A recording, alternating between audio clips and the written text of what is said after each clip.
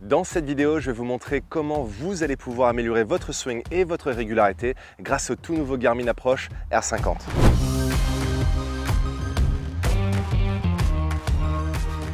En tant que coach de golf, l'une des problématiques majeures que je vois au practice, c'est que malheureusement, on s'entraîne d'une façon qui n'est pas efficace. Moi-même, ça m'est déjà arrivé par le passé à plusieurs reprises. Et je sais qu'on part toujours avec des bonnes intentions. On va essayer le dernier exercice correctionnel, on va taper un ou deux sauts de balle en pensant qu'on va s'améliorer. Mais la réalité, c'est que vous n'allez jamais réellement progresser tant que vous n'avez pas du feedback instantané ou une capacité à vous auto-évaluer correctement. Et c'est là où le Garmin Approach R50 va devenir votre meilleur partenaire d'entraînement. Alors c'est vrai, lorsqu'on regarde un outil comme l'Approach R50, ça peut paraître impressionnant parce que c'est à la fois un simulateur de golf mais également un radar d'analyse portable. Mais la réalité, c'est qu'il est extrêmement simple par son utilisation. L'écran tactile et intuitif vous permet de naviguer d'un point à l'autre en choisissant la fonctionnalité qui vous intéresse. En l'occurrence, aujourd'hui, on va aller dans la partie entraînement. Et là, vous avez la possibilité de choisir parmi 4 practices, plus ou moins variés. Vous avez également des trous qui sont entourés d'eau, qui est extrêmement fun. Là, on va rester simple aujourd'hui. On va aller dans plage de distance. Et là, 2 éléments importants à savoir avant de démarrer votre session. La première, c'est l'alignement sur la cible. On en a parlé dans une vidéo précédente qu'on vous encourage à regarder. Et le deuxième, c'est le mode de suivi. En cliquant dessus, vous avez les données de la balle uniquement ou les données de la balle et du club. Et là, il y a quelque chose d'important à mettre en place. Dans le sac de protection, vous allez trouver 250 stickers. Alors ceux-là, ils sont importants. Vous allez tout simplement en prendre un et vous allez venir le placer juste en haut du club, en plein milieu, comme ceci. Et c'est ça qui va vous permettre à l'Approach R50 de vous fournir les données les plus fiables possibles. La première chose à savoir, quand vous avez le Approach R50 à votre disposition, c'est de connaître la moyenne de vos distances pour chaque club et également votre dispersion. Il n'y a rien de mieux que d'aller sur le parcours et connaître ces 2 données-là parce que c'est ça qui va vous permettre d'acquérir plus de régularité parce que vous allez pouvoir prendre les meilleurs choix.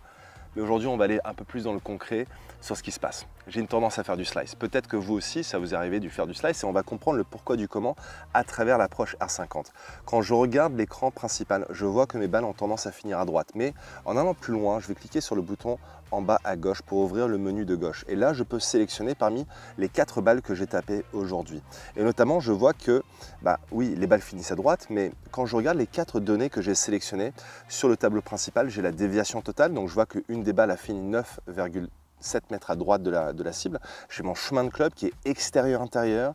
J'ai la face de club qui est aussi orientée à gauche et j'ai ma distance totale. J'ai également une possibilité de visionner les datas de façon différente, de 4 façons différentes. En cliquant sur la partie droite, je peux sélectionner paramètres de la vue et là j'ai 4 options. J'ai la carte principale, j'ai le champ de données, j'ai l'impact de la balle et j'ai la vidéo d'impact. C'est-à-dire que vous avez la capacité de regarder la vidéo d'impact de votre balle avec le driver. C'est impressionnant. En revenant sur la paramètre de vue, je peux choisir et sélectionner champ de données. Et là, en l'occurrence, sur le champ de données, je peux aller sur le plein écran et vous allez voir que vous allez avoir accès à plus d'une quinzaine de données. Maintenant, la réalité, c'est que vous n'avez pas besoin de ces 15 données pour corriger le slice. Et évidemment, vous pouvez vous focaliser sur les 4 données les plus importantes. Mais si jamais vous voulez rentrer dans le concret de chacun de ces détails, vous pouvez tout à fait rester appuyé sur une donnée. Et là, ce qui va se passer, c'est que vous allez avoir la définition de chaque donnée qui va s'afficher. Parce que la réalité, c'est que ces outils, encore une fois, peuvent paraître un petit peu complexes.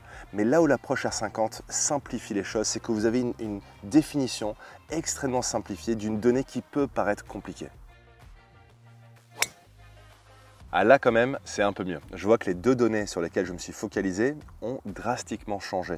Mon chemin de club qui était 6 degrés à gauche est maintenant 2 degrés à droite, ce qui signifie que j'ai réussi à swinguer plus de l'intérieur vers l'extérieur. J'ai également ma face de club qui était 5 degrés à gauche et maintenant 0,7 degrés à gauche. C'est quasiment square, ce qui est vraiment parfait. La cerise sur le gâteau, j'ai également gagné en distance quand je ouvre le menu à gauche et que je compare cette balle par rapport aux autres balles.